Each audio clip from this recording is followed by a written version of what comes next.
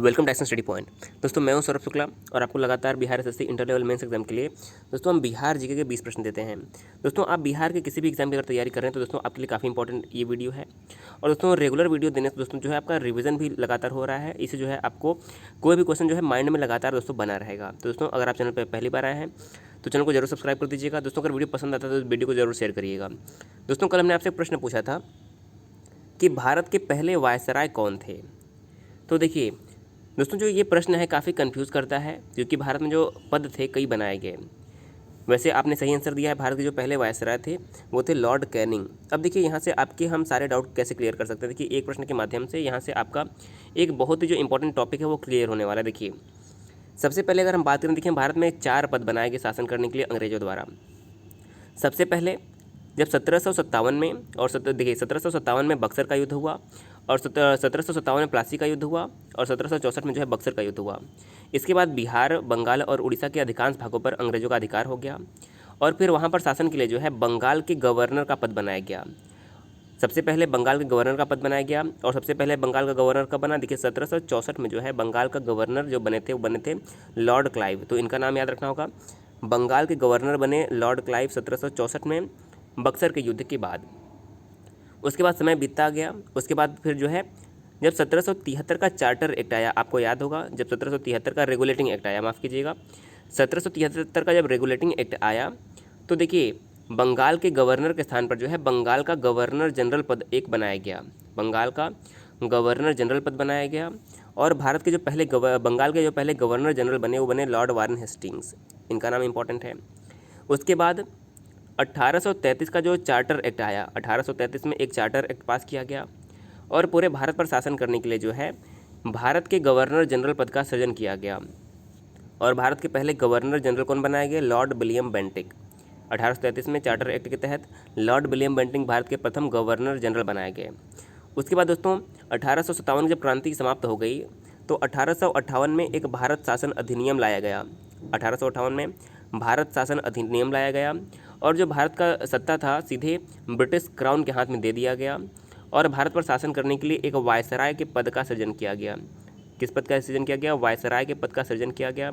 देखिए 1858 में भारत के गवर्नर जनरल थे लॉर्ड कैनिंग और 1858 में जो लॉर्ड कैनिंग थे ये भारत के प्रथम वायसराय भी बने। तो देखिए यहाँ से आपका 4 पॉइंट क्लियर हो गया। बंगाल के पहले गवर्नर कौन थे, लॉर्ड क्लाइव। बंगाल के पहले गवर्नर जनरल कौन थे, लॉर्ड वारन हेस्टिंग्स। भारत के पहले गवर्नर जनरल कौन थे, लॉर्ड विलियम बेंटिक। और भारत के पहले वायसराय कौन थे, तो करेक्ट आंसर हो जाएगा लॉर्ड कैनिंग।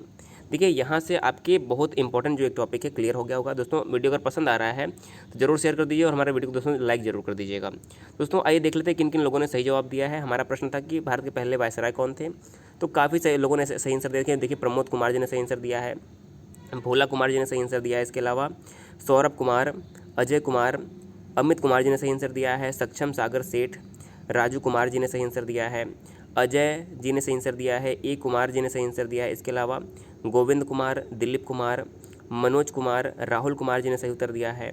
रंजय कुमार, दोस्तों इन लोगों ने सही उत्तर दिया। दोस्तों हम आपसे भी कहते हैं दोस्तों जो भी प्रश्न पूछा जाता है आप हमें ज़रूर डिटेल में आंसर दीजिए। इससे आपका जो दोस्तों रिवीजन अच्छा होता रहेगा। और दोस्तों वीडियो अगर पसंद आता है तो आप 4 से 5 व्यक्ति तो वीडियो को शेयर जरूर करें। अधिक से अधिक व्यक्ति तो दोस्तों वीडियो जरूर पहुंचाएं। अगर आपको इस वीडियो से ज़रा भी फायदा होता हो तो दोस्तों हमें सपोर्ट करने के लिए वीडियो को आप शेयर जरूर किया करें। तो आइए शुरू करते हैं आज का वीडियो। तो दोस्तों हम आपसे प्रश्न इसलिए पूछते हैं कि आपको एक प्रश्न के माध्यम से कई प्रश्न की जानकारी ज़रूर दे दी जाए। इसलिए दोस्तों आप ये प्रश्नों का उत्तर जो है ध्यान से जरूर सुना करिए, इससे आपको काफ़ी अच्छी जानकारी मिलती रहेगी। तो दोस्तों आइए हम बिहार जी के प्रश्न शुरू करते हैं। देखिए पहला हमारा प्रश्न क्या है, यूनानी यात्री मेगास्थनीज ने अपनी पुस्तक इंडिका में पाटलिपुत्र को क्या कहा है। तो देखिए जो यूनानी यात्री मेगास्थनीज था इसने अपनी पुस्तक इंडिका में पाटलिपुत्र को पोलीबोथरा कहा था। क्या कहा था, पोलीबोथरा। अब देखिए अगर हम मेगास्थनीज के बारे में अगर विस्तार से बात करें तो देखिए आपको ये बात पता होनी चाहिए। देखिए सिकंदर का के 2 सेनापति थे। सिकंदर के 2 सेनापति थे। एक था सेल्यूकस निकेटर जो कि थल सेनापति था और एक था निर्याकस जो कि जल सेनापति था। देखिए बाद में जो है निर्याकस इसका जल सेनापति था। तो आपको याद रखना है कि जो मेगास्थनीज था यह सेल्यूकस निकेटर का राजदूत था। किसका राजदूत था, सेल्यूकस निकेटर का राजदूत था। क्योंकि चंद्रगुप्त मौर्य का जो विवाह था चंद्रगुप्त मौर्य का विवाह सेल्यूकस निकेटर की पुत्री जो है हेलेना के साथ हुआ था। तो देखिए चंद्रगुप्त मौर्य का विवाह किसके साथ हुआ था? सेल्यूकस निकेटर की पुत्री हेलेना के साथ हुआ था। और इसीलिए जो सेल्यूकस निकेटर है, सेल्यूकस निकेटर ने चंद्रगुप्त मौर्य के दरबार में जो है मेगास्थनीज को अपना राजदूत बनाकर भेजा था और मेगास्थनीज ने जो है इंडिका नामक प्रसिद्ध पुस्तक की रचना की थी। देखिए यहाँ से आपको काफ़ी इंपॉर्टेंट फैक्ट याद हो गए होंगे दोस्तों, आप ज़रूर इस चीज़ को रिवाइज करते रहें। देखिए दूसरा प्रश्न क्या है, यूनेस्को की विश्व विरासत सूची में हाल ही में बिहार के किस स्थल को शामिल किया गया है? तो देखिए यूनेस्को की विश्व विरासत की जो सूची है उसमें हाल ही में बिहार के नालंदा महाविहार को शामिल किया गया। किसे? बिहार के नालंदा महाविहार को शामिल किया गया, करेक्ट आंसर हो जाएगा। अब देखिए अगर बात हम यूनेस्को की करें तो देखिए पहले आपको यूनेस्को का फुल फॉर्म पता होना चाहिए। देखिए जिसको याद है अच्छी बात है, जिसको नहीं पता है दोस्तों आप ज़रूर ध्यान से देख लीजिए इसका फुल फॉर्म क्या होता है। United nation educational scientific cultural organisation. United nation educational scientific cultural organisation जो होता है यूनेस्को का फुल फॉर्म होता है, तो ये आपको याद रखना है। अगला प्रश्न है, घोड़ा कटोरा झील किस जिले में अवस्थित है? देखिए बिहार के किस जिले में घोड़ा कटोरा नामक झील अवस्थित है? तो इस प्रश्न का करेक्ट आंसर हमारा हो जाएगा बिहार के नालंदा जिले में जो है घोड़ा कटोरा नामक झील जो है अवस्थित है। अगला प्रश्न है, लेसिफर लक्का नामक कीड़ा किस वृक्ष पर मिलता है? लेसिफर लक्का नामक कीड़ा जो है किस वृक्ष पर मिलता है? तो करेक्ट आंसर हो जाएगा लाख के वृक्ष पे जो है लेसिफर लक्का नामक कीड़ा मिलता है। अगला प्रश्न है, बिहार सरकार के पर्यटन विभाग ने कितने पर्यटक सर्किट को चिन्हित किया है? बिहार सरकार के पर्यटन विभाग ने जो है बिहार में कितने पर्यटन सर्किट को चिन्हित किया है? करेक्ट आंसर हो जाएगा 8। देखिए इन जो पर्यटन सर्किट को चिन्हित किया गया है इनके विकास के लिए जो सरकार है अतिरिक्त प्रयास करती है जिससे यहाँ पर जो है एक पर्यटन का केंद्र इसे बनाया जा सके। तो 8 ऐसे स्थान हैं जिसे बिहार सरकार ने पर्यटन सर्किट के रूप में चिन्हित किया है। अगला प्रश्न है, 400 वर्ष पुराना चैतन्य महाप्रभु मंदिर बिहार में कहाँ पर स्थित है? तो 400 वर्ष पुराना चैतन्य महाप्रभु जो मंदिर है वह पटना सिटी में स्थित है। कहाँ पर स्थित है? पटना सिटी जो है इस प्रश्न का बिल्कुल करेक्ट आंसर हो जाएगा। अगला प्रश्न है, 51 शक्तिपीठों में से एक माँ दुर्गा का प्रसिद्ध बड़ी पटन देवी मंदिर कहाँ पर स्थित है? करेक्ट आंसर हो जाएगा पटना में। अगला प्रश्न, बुद्ध स्मृति पार्क का निर्माण कहाँ पर किया गया है? बुद्ध स्मृति पार्क का निर्माण कहाँ पर किया गया है? सही उत्तर हो जाएगा बिहार की राजधानी पटना में जो है बुद्ध स्मृति पार्क का निर्माण किया गया है। अगला प्रश्न, बिहार लोक शिकायत निवारण अधिकार अधिनियम 2015 का गठन कब किया गया? तो बिहार लोक शिकायत निवारण अधिकार अधिनियम का जो गठन है वह 28 अगस्त 2015 में किया गया। कब किया गया? 28 अगस्त 2015 इस प्रश्न का बिल्कुल करेक्ट आंसर हो जाएगा। अगला प्रश्न देखिए क्या है, बेगूसराय, मुंगेर, पूर्णिया और कटिहार को किस वर्ष नगर निगम का दर्जा प्रदान किया गया? बेगूसराय, मुंगेर, पूर्णिया, कटिहार को किस वर्ष नगर निगम का दर्जा प्रदान किया गया? तो इस प्रश्न का सही उत्तर हो जाएगा 2009 में जो है इन सभी को नगर निगम का दर्जा जो है प्रदान किया गया था। ऑप्शन नंबर जो हमारा इसी 2009 जो है इस प्रश्न का करेक्ट आंसर हो जाएगा, नगर निगम का दर्जा प्रदान किया गया। अगला प्रश्न है, कांवर झील किस जिले में अवस्थित? देखिए इसके बारे में कई बार एग्जाम में प्रश्न पूछा भी गया है। जो कांवर झील है बिहार के कहाँ पर किस जिले में अवस्थित है? तो कांवर झील जो है बेगूसराय में अवस्थित है। कहाँ पर? बेगूसराय में अवस्थित है। और यहाँ के वर्तमान में लोकसभा सदस्य कौन है, यानी कि यहाँ सांसद कौन है? तो गिरिराज सिंह जो है यहाँ के वर्तमान में गिरिराज सिंह यहाँ से सांसद हैं, यानी कि लोकसभा सदस्य हैं गिरिराज सिंह, और यहाँ से इनके खिलाफ लड़े थे कन्हैया कुमार। अगला प्रश्न है, बिहार लोक सेवा आयोग अपने कार्य रूप में कब आया? बिहार लोक सेवा आयोग अपने कार्य रूप में कब आया? करेक्ट आंसर हो जाएगा 1 अप्रैल 1949 में जो है बिहार लोक सेवा आयोग अपने कार्य रूप में आया। यदि हम बात करें कि संघ लोक सेवा आयोग का उल्लेख किस आर्टिकल में है, तो कई बार पूछा गया कि यूनियन पब्लिक सर्विस कमीशन का जो उल्लेख है संविधान किस आर्टिकल में? तो देखिए 315 से लेकर 323 तक जो है 315 से लेकर 323 तक यूनियन पब्लिक सर्विस कमीशन का जो है उल्लेख संविधान में किया गया है। अगला प्रश्न है, कोटेश्वर नाथ का शिव मंदिर कहाँ पर स्थित है?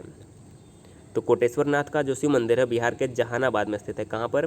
बिहार के जहानाबाद जिले में अवस्थित है, जहानाबाद नामक स्थान पर अवस्थित है। अगला प्रश्न है, केसरिया जहाँ खुदाई के पश्चात भगवान बुद्ध का स्तूप प्राप्त हुआ है कहाँ पर स्थित है? देखिए केसरिया एक स्थान का नाम है जहाँ पर खुदाई के पश्चात जो है भगवान बुद्ध का स्तूप प्राप्त हुआ है, ये कहाँ पर स्थित है? तो ये जो है पूर्वी चंपारण नामक जिले में अवस्थित है, बिहार के पूर्वी चंपारण में अवस्थित है। अगला प्रश्न देखिए क्या है, कटरागढ़ कहाँ पर अवस्थित है? कटरागढ़ कहाँ पर स्थित है? तो देखिए कटरागढ़ जो है मुजफ्फरपुर में स्थित है। और जब भी मुजफ्फरपुर का नाम आया, मैंने आपको याद दिलाया कि केंद्रीय लीची अनुसंधान संस्थान जो है कहाँ पर है? केंद्रीय लीची अनुसंधान संस्थान है मुजफ्फरपुर में, क्योंकि मुजफ्फरपुर जो है अपने लीची उत्पादन के लिए पूरे भारत भर में प्रसिद्ध है। अगला प्रश्न, मलिक इब्राहिम बयां का मकबरा कहाँ पर स्थित है? मलिक इब्राहिम बयां का जो मकबरा है वह बिहार शरीफ में स्थित है। कहाँ पर? बिहार शरीफ इस प्रश्न का बिल्कुल सही उत्तर हो जाएगा।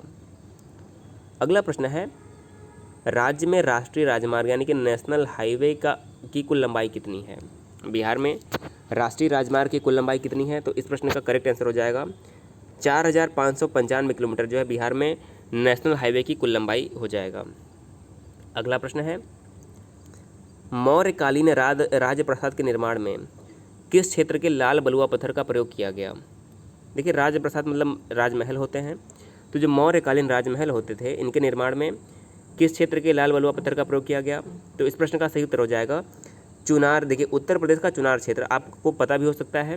देखिए उत्तर प्रदेश में एक ज़िला हमारा है मिर्ज़ापुर। उत्तर प्रदेश में क्या है? एक ज़िला है मिर्ज़ापुर।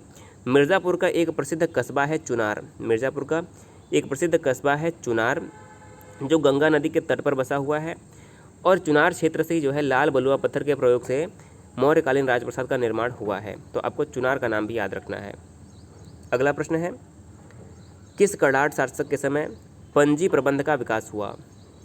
तो हरि सिंह कड़ाट शासक थे जिनके समय में पंजी प्रबंध का विकास हुआ। और आज का हमारा अंतिम प्रश्न है कि मुंडेश्वरी मंदिर कहाँ पर स्थित है? तो देखिए सही उत्तर क्या हो जाएगा? मुंडेश्वरी मंदिर जो है बिहार के कैमूर में स्थित है। सही आंसर हो जाएगा ऑप्शन इसका कैमूर जो है इस प्रश्न का बिल्कुल करेक्ट आंसर हो जाएगा कैमूर। तो आइए आज का प्रश्न देख लेते हैं, जिसका जवाब आपको कमेंट बॉक्स में बताना है। देखिए मोस्ट इंपॉर्टेंट प्रश्न है कि भारतीय राष्ट्रीय कांग्रेस की पहली महिला अध्यक्ष कौन थी? भारतीय राष्ट्रीय कांग्रेस यानी कि इंडियन नेशनल कांग्रेस की पहली महिला अध्यक्ष कौन थी? तो आपको देखिए 4 ऑप्शन दिए हैं, जो भी सही लगता है कमेंट करके दोस्तों में ज़रूर बताइएगा। दोस्तों वीडियो आपको अगर ज़रा सा भी हेल्पफुल लगा हो और आपको ऐसा लगता हो कि आपको इस वीडियो से थोड़ा भी फ़ायदा हुआ है, दोस्तों वीडियो को जरूर शेयर कीजिएगा। और जो भी चैनल पर नया आए हो दोस्तों वीडियो को चैनल को जरूर सब्सक्राइब कर लीजिएगा। वीडियो देखने के लिए बहुत बहुत धन्यवाद।